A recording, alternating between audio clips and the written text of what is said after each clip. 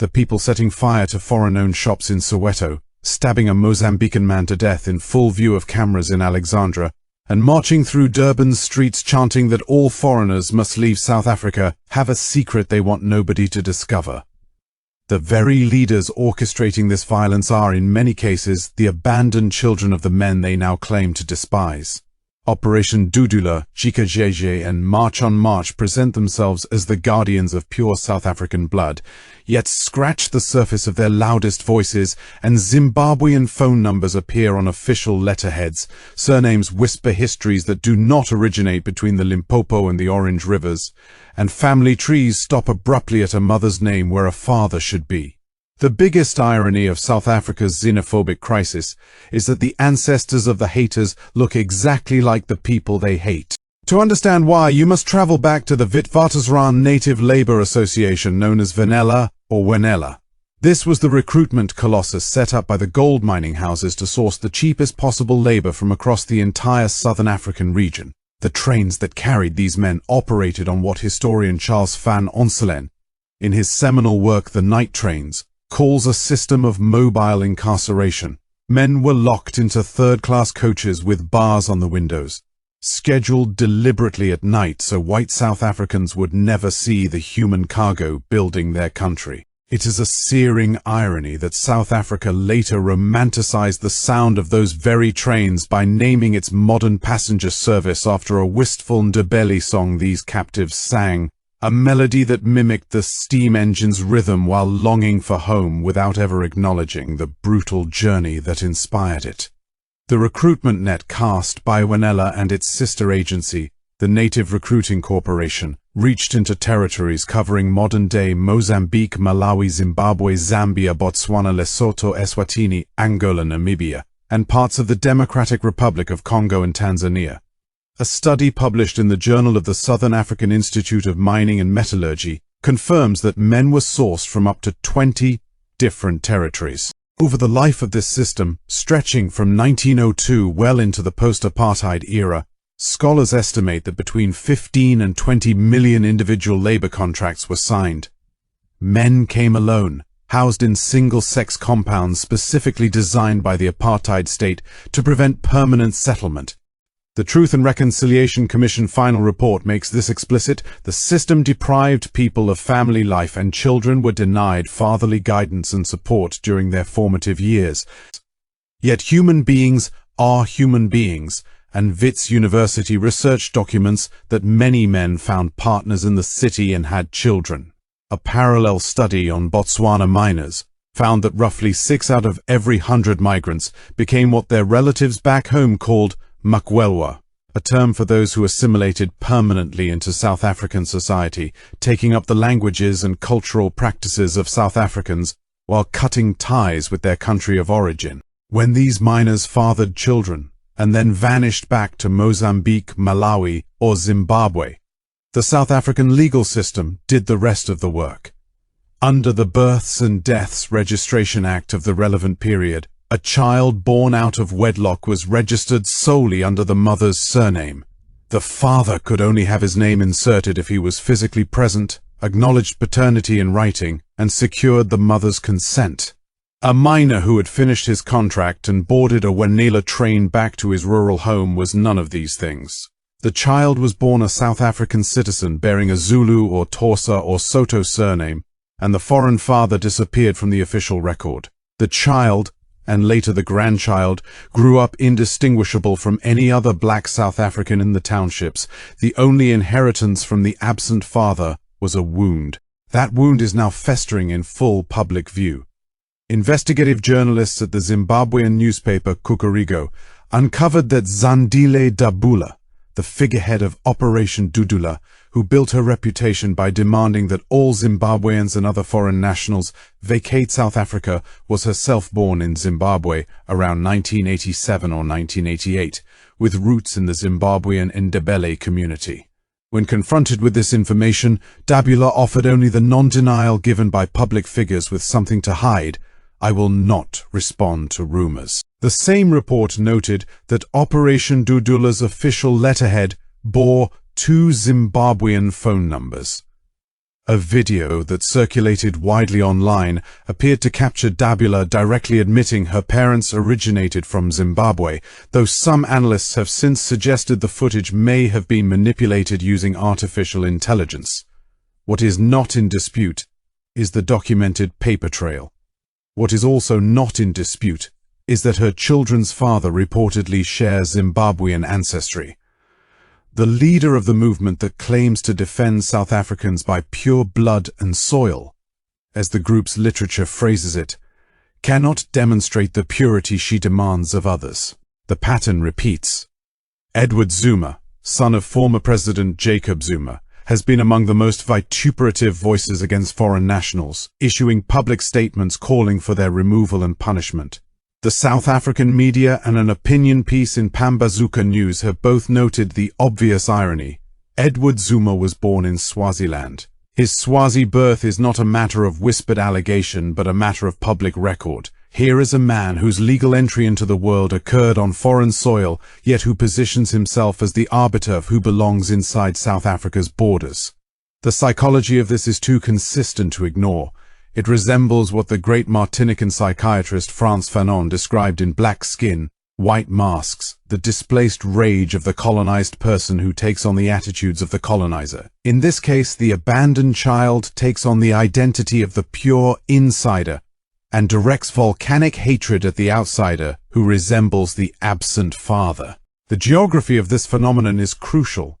The migrant labor system concentrated its single-sex hostels in Soweto and the greater Witwatersrand, because that is where the mines were. The Meadowlands hostel in Soweto became a symbol of this arrangement.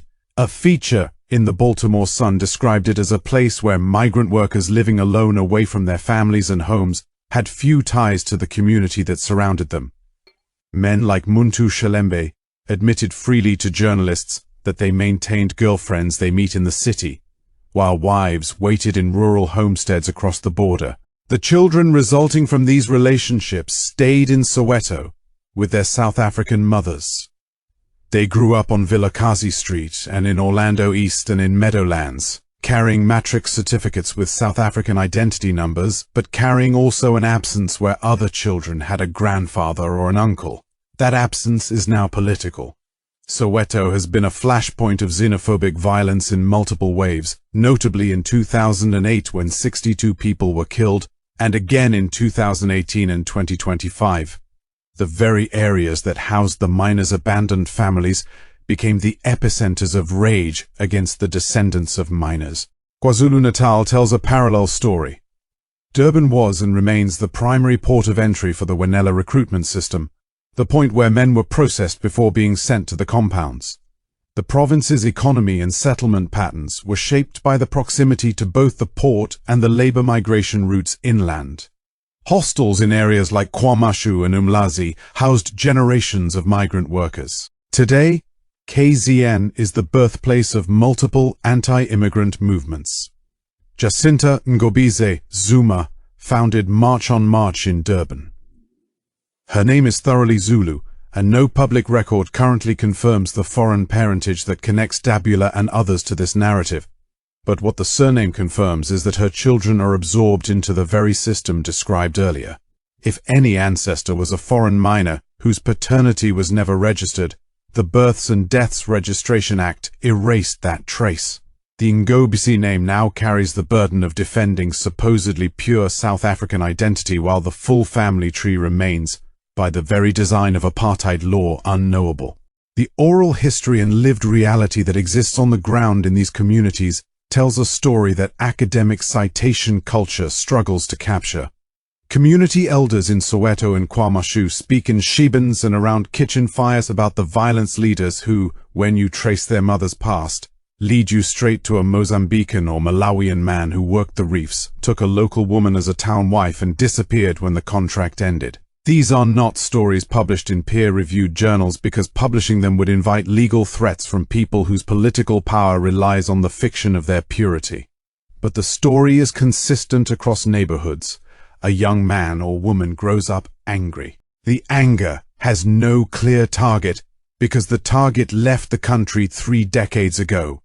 By the time the boy becomes a man, the target has been replaced by a convenient substitute. the Zimbabwean shopkeeper, the Ethiopian mini supermarket operator, the Somali spaza owner, the Nigerian barber, and the Ghanaian mechanic. The rage that was once directed at a single absent father explodes outward onto all foreign men. The political movement gives the rage a vocabulary. Words like sovereignty and economic liberation dress the personal wound in ideological clothing. The man marches through Jepstown with a knobkerry, and the crowd around him has no idea that the face behind the fury is the biological product of the exact kind of migration he claims to despise. It must be stated clearly, with no room for misinterpretation, that this report is not an indictment of all South Africans. The overwhelming majority of South Africans are not xenophobic and do not participate in violence against foreign nationals. Anti-xenophobia civil society organizations, including the African Diaspora Forum, the Consortium for Refugees and Migrants in South Africa, and the Nelson Mandela Foundation, have consistently mobilized for peaceful coexistence. Ordinary South Africans have sheltered foreign neighbors during attacks, reported crimes to the police, and donated food and clothing to people displaced by the violence.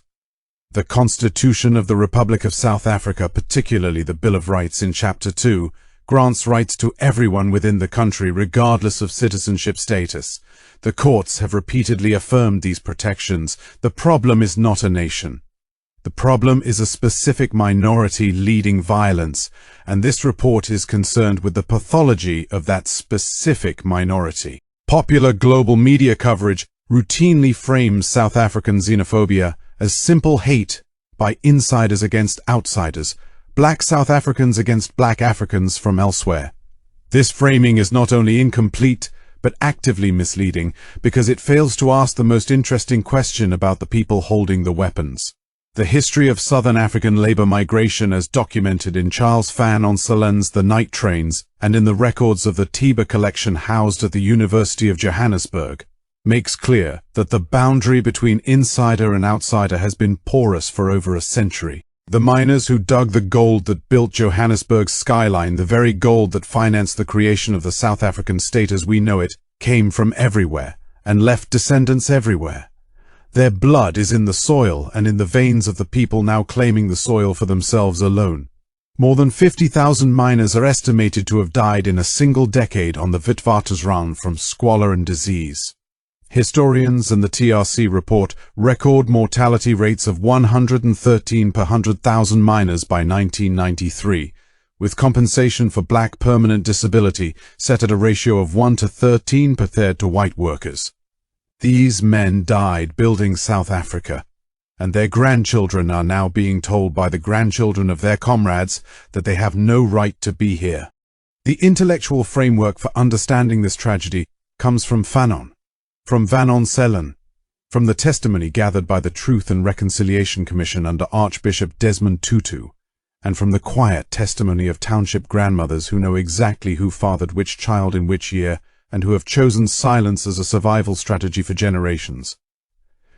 These grandmothers are the keepers of the oral record that academic footnotes cannot access. They know that the loudest drumbeater for expelling foreigners often has a grandfather from Beira or Blantyre. They know because they were there. They know because they are the ones who raised the Wanella South Africans, the children left behind when the fathers boarded the night trains and never returned. This is the real human story behind the headlines that flash across international screens every time a shop burns in Soweto or a body lies bleeding in Durban. The people leading the violence are not the uncomplicated patriots they claim to be. They are, in documented cases like Zandile Dabula and Edward Zuma, themselves the products of exactly the cross-border human movement they now punish in others. In many more cases that exist in the realm of lived oral history rather than digitized newspaper archives, the same pattern repeats. The abandoned child, given the mother's surname by a law designed to erase foreign fathers from the Republic's official memory, grows up to lead the mob against the foreign father he never knew. If Sigmund Freud were alive in Johannesburg today, he would not need to invent the Oedipus complex, a theory explaining a specific stage of emotional development in children. He would simply need to attend an Operation Dugula rally and take notes. The tragedy is not that South Africa has xenophobia. Every country on earth has xenophobia. The tragedy is that South Africa's xenophobia is, in its most concentrated and violent expression, an act of unrecognized self-hatred, a war waged by the half-foreign against their own reflection. So what do we call these architects of a war against themselves? I call them the Wanella South Africans. Children of the very recruitment machine that dragged their fathers across borders to build this country with blood and blasted lungs. They carry surnames that hide centuries, and they carry wounds they have never had the courage to name. They are the sons and daughters of men who disappeared onto night trains, now screaming at strangers to disappear in turn. They demand purity from a nation that was built by foreigners, financed by foreigners, and populated by the children of foreigners who were simply never counted. The next time you see a mob burning a shop in Soweto, or a man beaten in Durban while a crowd cheers, look past the flames. Look for the Wanella ghost in the ringleader's eyes. You will find him there, running from himself, but never fast enough. Shosholoza.